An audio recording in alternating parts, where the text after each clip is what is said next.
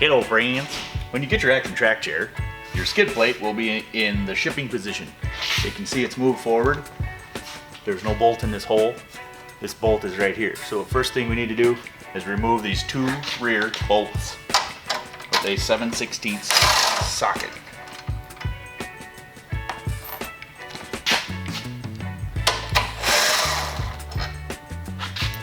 You notice it stays in position.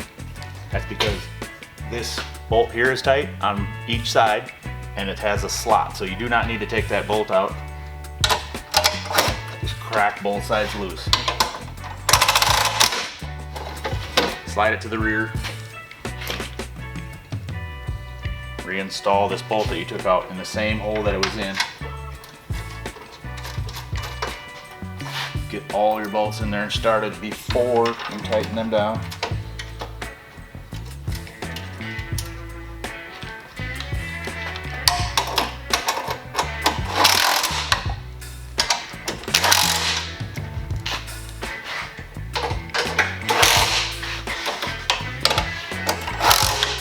And you're good to go.